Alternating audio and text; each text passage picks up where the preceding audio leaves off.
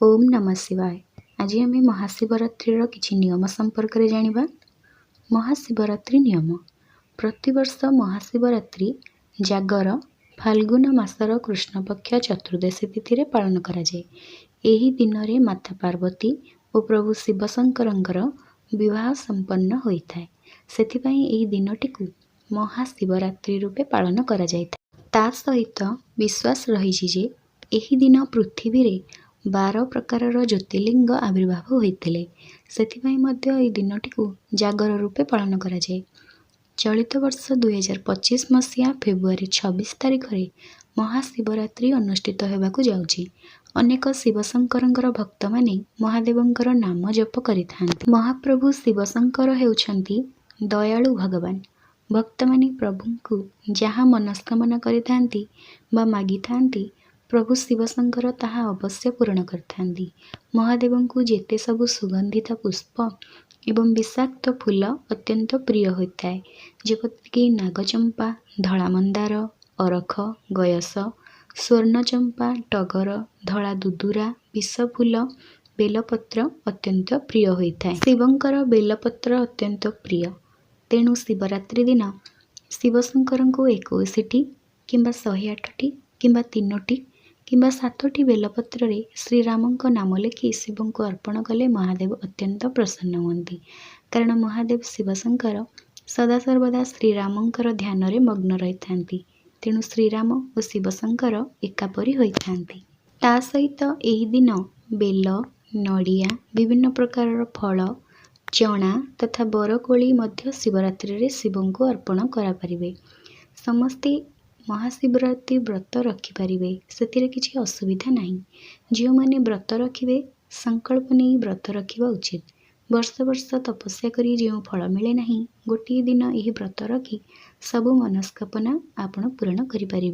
यही दिन कहीं कहीं निर्जला उपवास रखि थांती, आउ कहीं फलमूल खाई व्रत रखती। जो मैंने व्रत न रखती से माने मध्य किछि नियम पालन करने उचित। शिवरात्रि दिन जलाभिषेक किंबा दुग्धाभिषेक किंबा रुद्राभिषेक करने अत्यंत शुभ होता है। महादेव केवल जलरे ही अत्यंत संतुष्ट एवं शीघ्र संतुष्ट हो जाइथांती। जो मानंकु अधिक कष्ट होता है से माने अति बेसी मिश्री पानी किंबा लेंबू पानी किंबा फलरस पी पारिबे। किंबा अधिक कष्ट अनुभव कले, अशांति अनुभव कले अरुआ अन्न खाई मध्य व्रत रखिपारे। यही व्रत जेहेतु महाशिवरात्रि जागर, तेणु उजागर रही राति महादीप उठा दर्शन करी मंदिर प्रसाद ग्रहण करने उचित। वृद्ध किंबा बेमार लोक माने यही दिन निद्रा जाइपारिबे। यही दिन व्रत्री माने अखंड दीप ज्वलन करने उचित। महादेवंक फोटो किंबा मूर्ति पाखरे एवं मंदिर रे मध्य संध्या बेले जाई अखंड दीप जलाइबा आवश्यक। दिन राति 8 प्रहर जाक भगवान शिव पूजा आराधना करने उचित।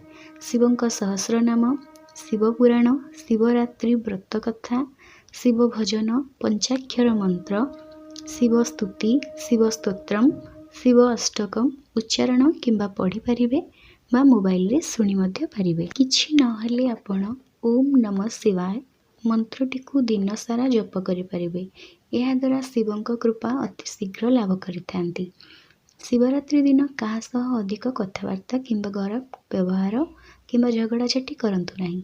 यही दिन स्वामी स्त्री कौन संपर्क रखंतु नहीं किंबा छोट पिला गाली गुलज करंतु नहीं। समस्त सहित भल व्यवहार करंतु। यही दिन घर को रुद्राक्ष आनिबा अत्यंत शुभ होता है। यही दिन पिलामानंकर नामकरण, कर्णबिंध संस्कार, अन्नप्रसन्न, नुआ घर आरंभ करवा, भूमि पूजा, विद्यारंभ अत्यंत शुभ होता है। दीप जलिवा समय रे तले केबे भी दीप रखंतु नहीं। दीप तले किछि अरुआ चाउल नचेत किछि फूल रखी दीप जालंतु। घी किंबा राशि तेल रे आपण दीप जाली पारिबे। बेलपत्र बिना शिवंक पूजा असंपूर्ण, तेणु बेलपत्र चढ़ातु एवं शिवंक पूजा रे कदापि शंख बजातु नहीं। मंत्र उच्चारण समय जेपरी मन रखंतु दांत को दांत न बाजे सेप्रति ध्यान देवे। शिव मंदिर रे महादेव को उत्तर दिग को मुह करी प्रणाम करने उचित। शिव मंदिर रे सदा सर्वदा पूरा परिक्रमा न करी अर्ध परिक्रमा करने आवश्यक। गर्भवती महिला माने 6 ରୁ 7 ମାସ ପରେ କୌଣସି ପୂଜାପାଠ ବାରବ୍ରତ ରଖିବାକୁ ବାରଣ କରାଯାଇଥାଏ। ଏହାକୁ କିଛି ଲୋକ ଭୁଲ ବୋଲି ଭାବିପାରନ୍ତି, କିନ୍ତୁ ଏହା ଶିବ ସଂହିତାରେ ବର୍ଣ୍ଣିତ ଅଛି। ଏହା ଶାସ୍ତ୍ରୀୟ ନିୟମ ଅଟେ। ଏହାର କାରଣ ହେଉଛି ଗର୍ଭବତୀ ମହିଳାଙ୍କର 6 ରୁ 7 ମାସ ପରେ ଅଧିକ ଭାରି କଷ୍ଟ, ଯନ୍ତ୍ରଣା ଅନୁଭବ ହୋଇଥାଏ। ତେଣୁ ଗର୍ଭବତୀ ମହିଳା ଏବଂ ଶିଶୁର ସୁରକ୍ଷା ଦୃଷ୍ଟିରୁ ଏପରି କୁହାଯାଇଛି। ମାସିକ ଧର୍ମ ସମୟରେ ଯେଉଁମାନେ ପୂର୍ବରୁ ବ୍ରତ ରଖି ଆସୁଛନ୍ତି ସେମାନେ ବ୍ରତ ରଖିପାରିବେ, କିନ୍ତୁ ପୂଜାପାଠ କରିବେନି କି ମନ୍ଦିର ଯାଇପାରିବେ ନାହିଁ, କିନ୍ତୁ ମନରେ ଭଗବାନଙ୍କର ଭକ୍ତି ଓ ସ୍ମରଣ କରିପାରିବେ।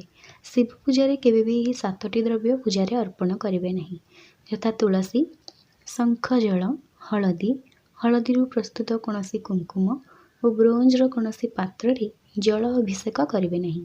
ମାଟି, ରୂପା, ତମ୍ବା ପାତ୍ରରେ ଆପଣ ପୂଜା କରିପାରିବେ। ଏବଂ ସଦାସର୍ବଦା ମନେ ରଖନ୍ତୁ, ଅଖଣ୍ଡ ବେଲପତ୍ର ପ୍ରଦାନ କରିବେ, ଯାହା ଖଣ୍ଡିଆ ହୋଇନଥିବ, ଓ କଦାପି ଲାଲ ପୁଷ୍ପ କିମ୍ବା ଗାଢ଼ ରଙ୍ଗର ପୁଷ୍ପ ପ୍ରଦାନ କରିବେନି, କାରଣ ଶିବଶଙ୍କର ହେଉଛନ୍ତି ଯୋଗୀ ଓ ତପସ୍ୱୀ। ତେଣୁ କେବଳ ଧଳା ଫୁଲ, ଧଳା ମନ୍ଦାର, ଅନ୍ୟ କୌଣସି ଧଳା ଫୁଲ ଏବଂ ଧଳା ବସ୍ତ୍ର ପ୍ରଦାନ କରିପାରିବେ। ଆପଣଙ୍କର ସବୁ ଇଚ୍ଛା ଓ ମନସ୍କାମନା ପୂରଣ ହେବ ଏବଂ ପୂରଣ ହେଉ ମଧ୍ୟ। କେବଳ ଭକ୍ତିରେ ଥରେ ଲେଖିଦିଅନ୍ତୁ ଏବଂ କୁହନ୍ତୁ ଓମ୍ ନମଃ ଶିବାୟ।